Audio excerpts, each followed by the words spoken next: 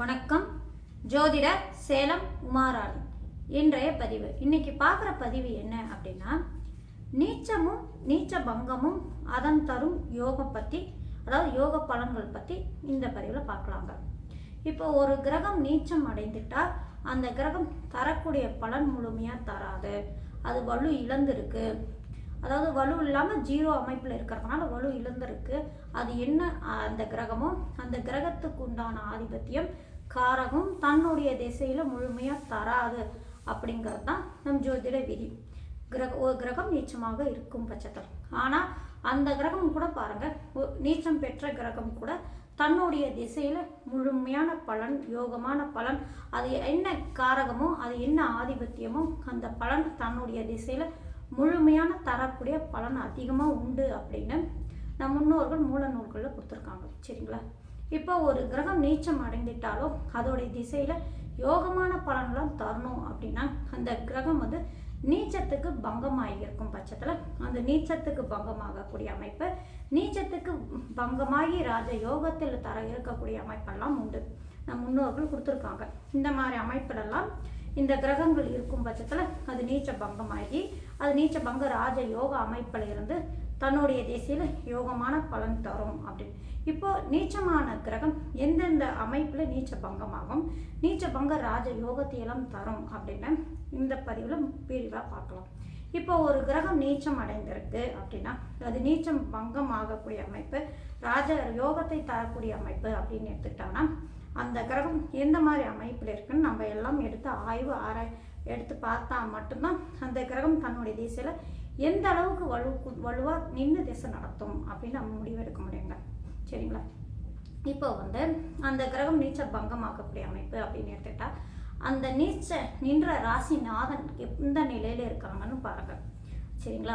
அந்த முதல் அமைப்பு என்ன அப்படின்னா, அந்த நீச்ச நின்ற ராசிநாதன் நல்ல வலுவாக அமைப்பாக அந்த சாரநாதனும் சரி, அல்லது அந்த நீச்ச கிரகத்துக்கு சாரம் கொடுத்த கிரகம், நான் இப்போ சொன்னேன் இல்லைங்களா, சாரநாதன், அந்த நீச்ச நின்ற ராசிக்கு அதிபதியும் சாரநாதனும் நல்ல அமைப்பில் இருக்கும் பட்சத்தில் அந்த நீச்ச கிரகம் திசை நடத்துது அப்படின்னா அது யோகமான பலன் தாங்க கொடுக்கும். வலு இழந்து இருந்தாலும் நீச்ச வீட்டில் இருந்தாலும் அவங்களுக்கு சாரம் கொடுத்த கிரகம், வீடு கொடுத்த கிரகம் நல்ல பலமாக இருக்கக்கூடிய அமைப்பில் இருக்கும் பட்சத்தில் அது பாதிக்காத இருக்கக்கூடிய அமைப்பில் நல்ல பலன்கள் முழுமையாக கொடுக்கும்.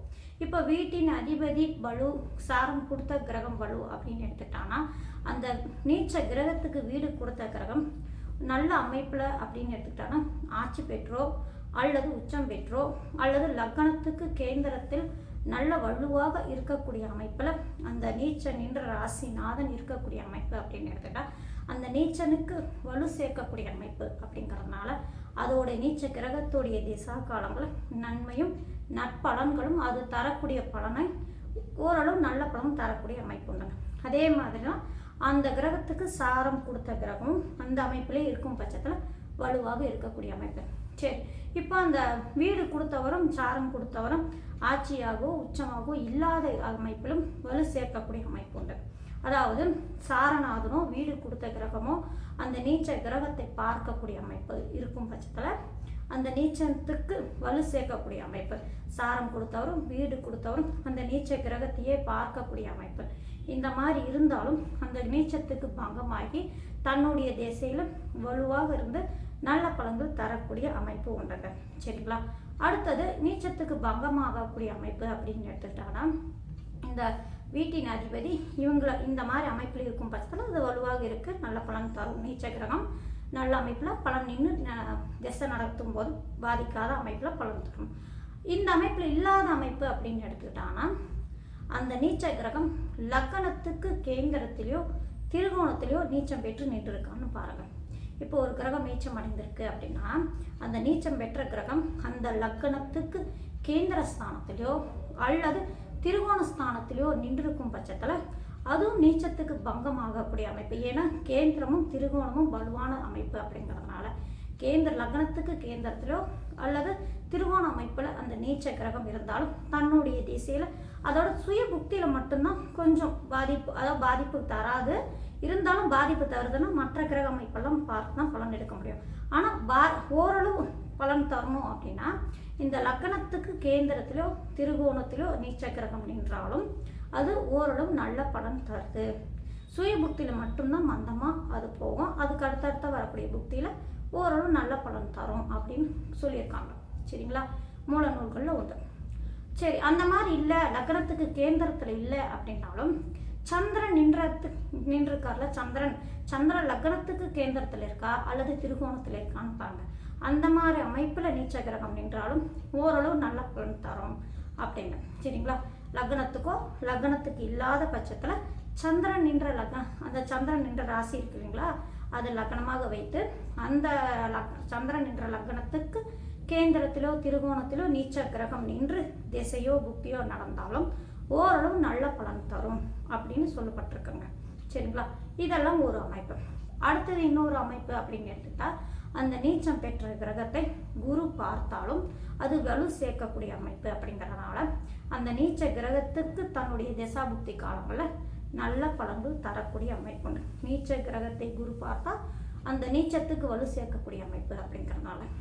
அடுத்தது அந்த லக்னத்துக்கு 5ஆம் அதிபதியோ அல்லது 9ஆம் அதிபதியோ அல்லது லக்னாதிபதியோ வளமாக நின்று அந்த நீச்ச கிரகத்தை பார்த்தாலும் இந்த பஞ்சமாதிபதி, பாக்யாதிபதி, லக்னாதிபதி பார்வை பெற்ற நீச்ச கிரகமாக இருந்தாலும் அது தன்னுடைய திசையில் நல்ல பலன்கள் தரும், பாதிக்காத அமைப்பு அப்படின்னு சொல்லப்பட்டிருக்காங்க. சரி, இவங்களுடைய பார்வை இல்லை அப்படி இருந்தாலும் இவங்களுடைய சாரத்தில் இருந்தாலும் நல்ல பலன்கள் தரக்கூடிய அமைப்பு உண்டு. இவங்களோட இணைந்து இருந்தாலும் அந்த நீச்ச கிரகம், அதாவது லக்னாதிபதி, பஞ்சமாதிபதி, பாக்யாதிபதியுடைய பார்வை அல்லது சேர்க்கை அல்லது சாரம், இந்த ஏதாவது ஒரு அமைப்பில் அந்த நீச்சம் பெற்ற கிரகம் நின்றிருந்தாலும் தன்னுடைய திசையில் நீச்சத்துக்கு பங்கம் அடைந்து அதோட திசையில் அந்த கிரகம் தரக்கூடிய பலன்கள் முழுமையாக தரக்கூடிய வாய்ப்பு அதிகமாக உண்டு அப்படின்னு சொல்லப்பட்டிருக்குங்க. சரி, இதெல்லாம் ஒரு அமைப்பு அப்படின்னு எடுத்துக்கிட்டா இன்னொரு வித அமைப்பு என்ன, நீச்சத்துக்கு பங்கமாகக்கூடிய அமைப்பு அப்படின்னு எடுத்துக்கிட்டோம்னா, அந்த நீச்ச கிரகத்துக்கு வீட்டில் அந்த நீச்ச கிரகம் இந்த வீட்டில் நீச்சத்தில் இருக்கு இல்லைங்களா, அந்த வீட்டில் உச்சம் பெறக்கூடிய கிரகம் ஏதாவது இருக்குது அப்படின்னா அந்த உச்சம் பெற்ற கிரகத்தோடு இணைந்து இருந்தாலும் அந்த நீச்சத்துக்கு பங்கமாகக்கூடிய அமைப்பு. அதாவது என்ன அப்படின்னா, இப்போ உதாரணத்துக்கு மேசத்தில் வச்சு சொல்கிறேன், அப்போ தான் புரியும். இப்போ மேச ராசியில் எந்த கிரகம் நீச்சமடையும்? சனி பகவான் நீச்சமடைவார். மேச ராசியில் சனி பகவான் நீச்சமடைவார் இல்லைங்களா. அதே மேச ராசியில் சூரிய பகவான் உச்சமடையக்கூடிய கிரகமாகும். அந்த சூரியனோட இணைந்த சனி பகவான் இருக்கக்கூடிய அமைப்பு அப்படிங்கிறதுனால அந்த உச்சம் பெற்ற சூரியனோடு இணைந்து இருக்கக்கூடிய அமைப்பு அப்படிங்கிறதுனால அதுவும் வலு சேர்க்கக்கூடிய அமைப்பு அப்படிங்கிறதுனால அவங்க இருவருமே பகை கிரகமாகவே இருந்தாலும் அது நல்ல பலன்கள் கொடுக்கக்கூடிய வாய்ப்புண்டு. அந்த நீச்சத்துக்கு பங்கம் ஆகக்கூடிய அமைப்புனா அந்த வீட்டின் அதிபதி போலவே அந்த வீட்டின் உச்சம் பெறக்கூடிய கிரகம் கூட இணைவோ அல்லது பார்வையோ அல்லது சாரம் பெற்றிருக்கக்கூடிய அமைப்பு இருந்தாலும் ஓரளவு நல்ல பலன் தரக்கூடிய அமைப்பு. இந்த மாதிரி அமைப்பில் அந்த நீச்சம் பெற்ற கிரகம் சம்பந்தம் ஏற்பட்டுட்டாலும் அது அதாவது இந்த நீச்சம் பெற்று இருக்கக்கூடிய கிரகத்தோடு அந்த வீட்டின் உச்சம் பெறக்கூடிய கிரகம் சம்பந்தம் ஏற்பட்டுட்டாலும் அந்த நீச்சத்துக்கு பங்கமாகி நல்ல பலன்கள் தரக்கூடிய வாய்ப்பு உண்டு அப்படின்னு சொல்லப்பட்டிருக்கு.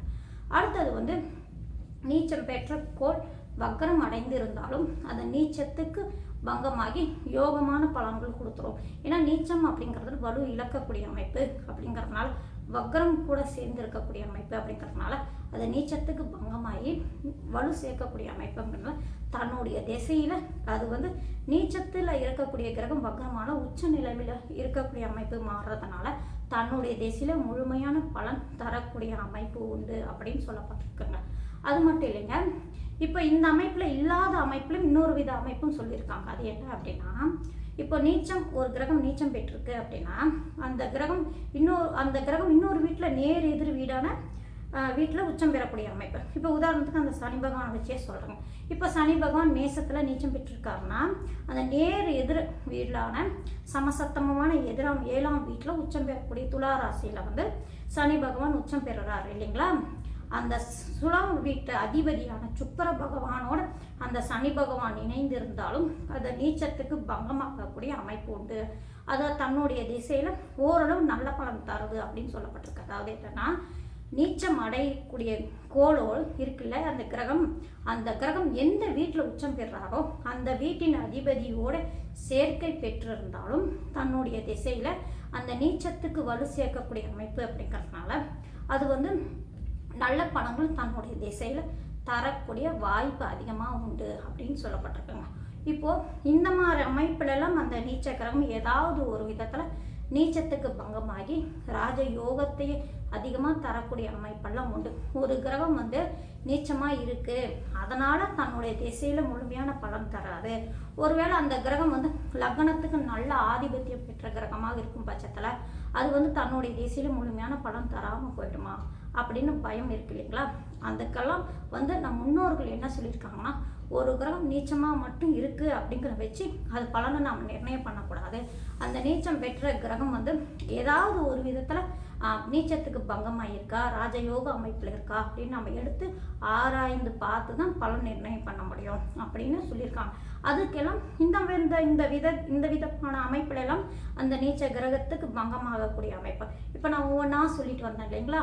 இதில் ஏதாவது ஒரு விதத்தில் அந்த நீச்சம் பெற்ற கிரகம் இருக்கும் பட்சத்தில் அது வலு சேர்க்கக்கூடிய அமைப்பு, தன்னுடைய திசையில் நல்ல பலன்கள் கொடுக்கக்கூடிய அமைப்பு உண்டு. இப்போ முதன்மையான ராஜ யோகத்தை தரணும் அப்படின்னா அந்த கிரகம் வந்து அந்த வீட்டின் அதிபதி ஆட்சியாக உச்சமாக நின்றிருக்க பட்சத்தில் அது ராஜ யோகத்தை தரக்கூடிய அமைப்பு.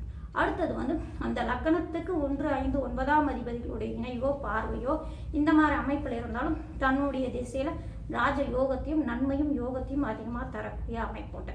சரிங்களா? குருவின் பார்வையில் இருந்தாலும் நீச்சத்துக்கு பங்கமாகி நற்பலன்களை அதிகமாக தரக்கூடிய வாய்ப்பு உண்டு. இந்த மாதிரி அமைப்புலலாம் அந்த நீச்சத்துக்கு பங்கமாகி ராஜயோகத்தை தரக்கூடிய அமைப்பெல்லாம் இதெல்லாம் உண்டு. சரிங்களா? இந்த ஏதாவது ஒரு விதத்தில் இல்லாமல் இருக்கும் பட்சத்தில் தான் அந்த நீச்ச கிரகம் வந்து தன்னுடைய திசையில் முழுமையான பலன் தராமல் அது மத்தியமையாக இருந்துட்டு போயிடும். சரிங்களா? பாதிப்பும் தராமல் பிரச்சனையும் பண்ணாமல் அது யோகமும் தராமல் அப்படியே மத்தியமையாக இருந்துட்டு அந்த திசை நடந்த மாதிரியே அந்த ஜாதகம் எப்பயே இருக்கிற மாதிரியே இருக்கும். சரிங்களா? சாதாரணமாக இருந்துட்டு போயிடும். ஆனால் ஒவ்வொரு அமைப்பு இந்த மாதிரி அமைப்பில் ஏதாவது ஒரு அமைப்பில் இருந்துட்டான்னா அந்த கிரகம் பாருங்கள் தன்னுடைய வந்து சுய புத்தியில் மட்டும்தான் கொஞ்சம் மந்தமாக இருக்குங்க. நீச்ச கிரகம் தன்னுடைய நீச்ச பலனை தரணும் அப்படிங்கிற ஒரு அமைப்பில் சுய புக்தியில் பொறுத்த வரைக்கும் இந்த ராஜயோக அமைப்பில் இருந்தாலும் சரிங்க, நீச்சத்துக்கு பங்கமாக இருந்தாலும் சரிங்க, சுய புக்தியில் முழுமையான பலன் தராது.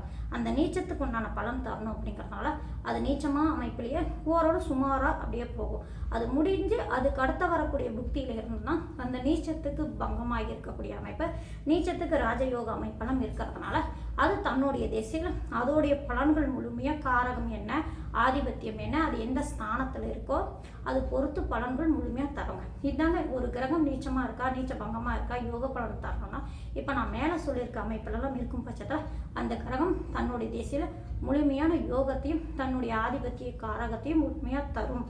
நீச்ச கிரகமும் யோகத்தை தரும் கூடிய அமைப்பு உண்டு அப்படின்னு இந்த பதிவு மூலிமா நான் சொல்கிறேன். நன்றி, வணக்கம்.